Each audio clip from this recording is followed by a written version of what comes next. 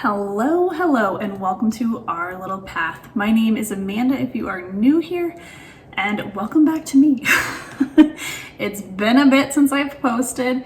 We had a rough Lent. It's been a bit. So today I am coming back and I am sharing our summer school homeschool picks. What we are going to be doing for the summer / when we take a break, because we do schooling a little bit differently. We homeschool year round, so we can take our breaks when it fits our schedule and fits our needs. So these will be the curriculum programs. I don't know what you want to call it. They're just simple workbooks basically that we will be using when we take our break from school. So if you're interested in something like that, stick around. Before we jump into our summer school picks, go ahead and hit that subscribe button if these are things that you're interested in. Homeschooling, motherhood, family life, faith journey. Those are all the things I love to share on here, and I would love for you to join me. Okay, so when we finish this school year, we don't necessarily follow like grades per se, but you could say that Isabella is finishing up her 3rd grade year, and my son Lewis is finishing up some first grade stuff, some kindergarten stuff. It's kind of in between, mostly first grade stuff. Like if I would put them in a level, it's first grade. So they will be going into 4th and 2nd grade, and I will have that curriculum soon, hopefully posted here on what we will be doing. I haven't bought all of this stuff yet, so I'm waiting for that. I hopefully will be buying the rest of our curriculum here shortly, and then I can share that with you guys. But so because we homeschool year round, we don't take like a traditional, June through beginning of August off. We take the breaks when we need. So our break is actually going to be a little bit later in the summer than normal, just because of the things we've got going on in our life, and that's what's going to fit our family best. So we're actually going to be kind of finishing up this year, maybe taking a week off here sometime in May, and then we'll jump right into the next before we do a probably like a month break. So that's kind of how we're doing it, but these are technically our summer school picks. So that's what I have to share with you today. So we keep it pretty simple for our summer school. I don't like to just like cut the kids cold turkey on school. Like they still need to be doing something.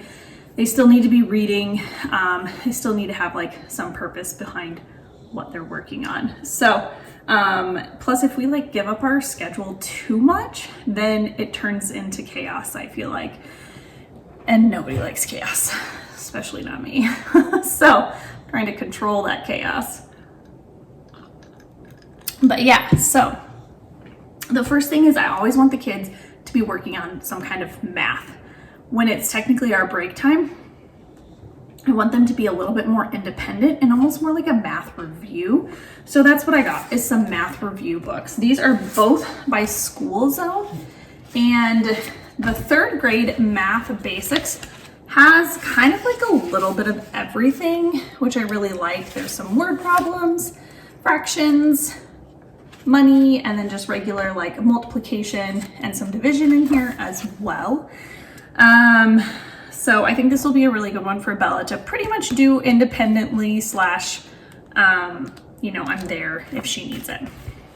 The School Zone did not have like a basics for the 1st grade, and I couldn't find like just 1st grade. So I went with 1st to 2nd grade, because by the time we take our break, he'll already be working on some 2nd grade stuff. And it's always good to kind of challenge him. So it's not a big deal. Overall, it looks like most of the stuff he's already done this year. But again, things that he can like function fairly independently with. So yeah, those will be using for math. I like just go on Amazon and do an Amazon search and try to like read reviews.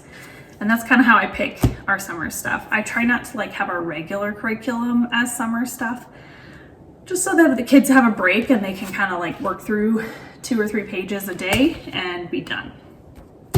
Next, moving on to kind of like a reading and writing, we'll obviously still be checking out books from the library. So trying to focus on books that they can read themselves and get that kind of reading skill built up, or read to me out loud. I went ahead and got the Scholastic Reading Comprehension. Now, Scholastic does follow a lot of Common Core stuff, but I have found with their writing and grammar, things like that, I really like it. Like, it's simple, it's straight to the point.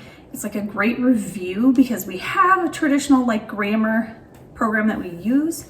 But this kind of like just helps. There's the Scholastic brand just tends to like kind of help reinforce the stuff that they're learning in their other curriculum that we use from Catholic Heritage. So this is just reading comprehension. So this will be, you know, reading a story and then answering some kind of questions about it. And obviously like reading at their age level and the questions at their age level too. So I grabbed a 3rd grade and a 1st grade. I am excited for these, especially for Lewis because he hasn't really done a whole lot of reading comprehension. We started the Memory of Press one and he's doing really well with that. And that's like I think the kindergarten level is what I grabbed. Maybe, I can't remember. I think it was kindergarten, maybe it was 1st grade. And he's doing well with that. So I think this will be kind of like a good reinforcer for the reading comprehension.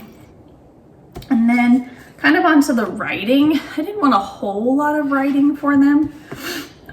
Like I'm expecting this part to be like 30 minutes a day, right? And then maybe in the afternoon, they can work on some word ladders. I can't remember who shared these, and I saw that they had them. I was like, those are genius. I love them. But this is even something that we may just continue through like with our normal curriculum because it's short and it's sweet and it just is helping kids boost their vocabulary skills. And that's something I think that my kids could work on is like widening or broadening their vocabulary. My husband gets mad because I say a lot of words and he's like, what does that even mean? So I want my kids to be able to say a lot of words. People ask, what does that mean? Is that wrong of me? Maybe. But I just want them to have a wide variety of things, especially because both of them are very creative and like to tell stories. So if they can improve their vocabulary, they can improve their writing skills. So these are, you start with like a word at the bottom and then a slow and steady run and likes to blank in the park. First, take away the first 2 letters and then add one.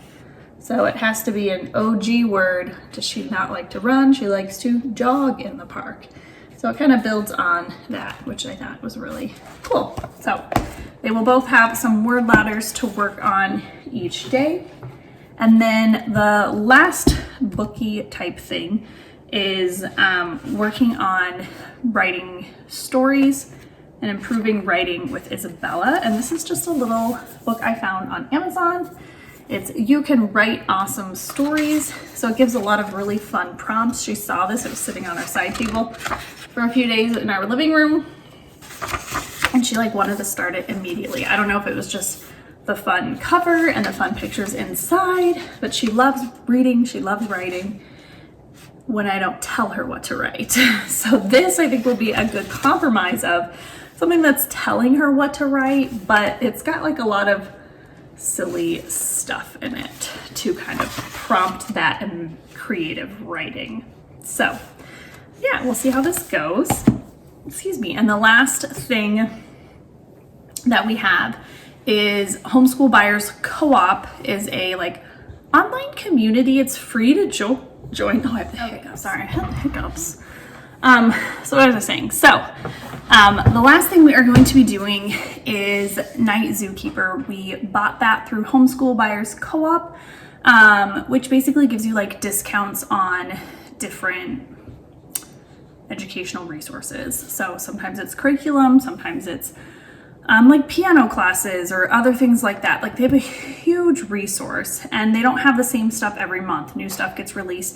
So I've been waiting for Night Zookeeper to come on to Homeschool Buyers Co-op, and it finally did. So we just purchased that. The kids have been playing it already. It is basically like a creative writing game, I guess, but it helps with their writing. So I'm interested to see how that goes. We bought a year subscription, so we'll be using that for not only summer, but also in our regular curriculum as well, because kind of like a supplementary type thing.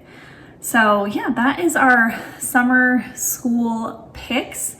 What do you guys do for summer school? Let me know below. Do you just take off and maybe just, have your kids practice some math facts and things like that, or writing and reading, but like no books or anything?